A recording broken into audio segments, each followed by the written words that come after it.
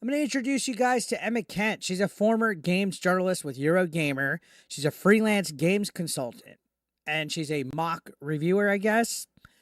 Anyways, she's also woke as shit, and she went like on a weird Twitter rant that essentially gaslit gamers about DEI groups, and it's the same song and dance that we've heard where they try to say that they're the ones that have worked on games. They're the ones that know what consultancy groups like Sweet Baby Inc. do, and that we're clueless because we've never worked on a game in our life. So it's the same usual nonsense that we've seen, like Alyssa Mercante, Nick Calandra, you name it. They try to attack gamers. They hate us, and they claim that we don't know exactly what these groups do. Now, you can see already right off the bat, this Twitter tirade that she has is locked. Only accounts that they mention or follow can reply.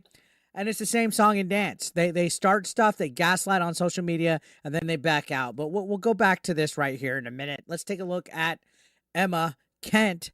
And again, there's her LinkedIn, and it showed some stuff about her backstory and her history and stuff. Again, like I said, she worked with Eurogamer, but let's be honest, all these people that are former games journalists or just games industry people, they're mostly activists now. They all literally are just political activists. I don't know what it is with the gaming industry, whether it's just being flooded with people that just spout all this nonsense and they will like die on DEI Hill. I have no clue, but she went nuts. And Park Place also wrote a pretty good article about this that goes in depth about everything about what we're going to talk about today, which we can also take a look at this in a minute, but we're going to go ahead and give our thoughts on everything as a whole, because again, if you've been paying attention to the channel, I have been covering Sweet Baby Inc. I've been covering DEI and anti-woke and all this stuff. So let's get started. So let's go ahead and take a look at her tweet that is now locked, by the way, and it's just full of venom, snobbiness, sassiness. You can see she says, "Hello, games consultant here. The idea that consultants are forcing diversity into games is ridiculous because 99% of the time, the devs have already decided they want their game to be inclusive and just want help fine-tuning how certain stories come across. Hope this helps." So an absolutely pure gaslight. Now, let's not pretend that game devs aren't in bed with consultancy groups like Sweet Baby Inc. Let's not pretend that they're not friends with each other and that there's a quid pro quo and that they benefit each other by giving money for certain targets of DEI and ESG being met in video games. Let's quit pretending that there's no backroom deals, or on top of that, let's quit pretending that there's no extortion on top of that either. That Sweet Baby Inc. and other groups allegedly intimidate these developers to put more diversity. They go in there and they say, "Oh, this game's not political correct enough. You need this, you need this, you need that, you need that." That's what they do. They're literally poisoning the gaming industry and even movies, TV, you name it, all entertainment. Now, continuing on, and keep in mind, this is one of many people, but keep in mind, she says, "The people peddling this conspiracy theory are fabricating rage bait content to grow their YouTube channels and social media followings. They do not understand how the industry actually works, nor do they care to learn because they're simply seeking engagement." You see that's always the excuse. "Oh, these guys are just rage bait grifters. They're just seeking engagement." No, for a fact, you guys that are pushing the DEI narrative are the ones causing people to tune out. Concord failed, Dustborn failed, Suicide Squad failed. It's obvious that there's a push for this whole DEI content because literally every single video game company, every little entertainment medium posts the same thing that you guys have. They have diversity manuals, they have inclusion manuals. It's all shoved in there because it's an agenda. It's literally an agenda. And it's not a conspiracy theory because we've seen these manuals. We've seen people like Belair go on stage and say that you need to basically terrorize video game development studios into getting what you want. She literally was on a stage at GDC saying, go to their marketing company or their marketing department, scare them so you can get what you want on these games. They're not some innocent little bystander that comes in and fine-tunes stuff. They're literally bullies of the entertainment industry. And I don't care if somebody has a problem that I say that. Now, you can notice that she specifically says YouTubers and social media following, because these guys are realizing that modern media or access media no longer have the power that they once did. With YouTube, with social media, people can have a voice out there, a platform to give their opinion, to give their own research, and it scares them. It scares them that people like Grums or myself or Smash or Melanie or even the Quartering, if you want to go political with it, have the ability to reach more people than what they have. So to continue with that, that's why they hate it. That's why they don't like it. That's why they hate YouTubers. That's why they hate social media.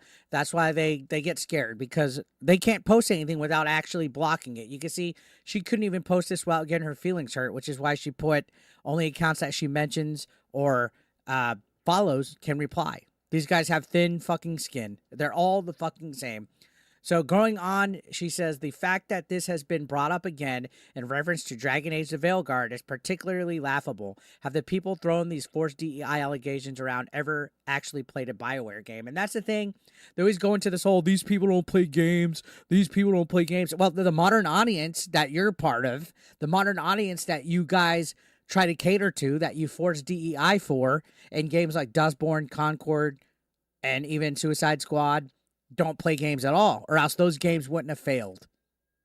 So how can you accuse people of not playing games if everything that you touch and promote and push and adapt for modern audiences fucking fails? There's more gamers than you guys, but you guys like to label them as rage bait grifters because it gets your feelings hurt. Because you guys have to have a label in order to feel like you're contributing to life. You have to have people know what orientation or race or religion or gender or whatever you have. And you have to wear that like you're a label. Like, hey, hello, my name is Eric. It's, hello, I'm African-American, I'm gay, and I'm trans. Like, you have to specifically make everybody think that you're some special snowflake. And that's the problem. But she couldn't handle the feedback, because you could see she said, locking comments now because they're getting increasingly toxic and unhelpful, and I want to go to bed. Laugh out loud.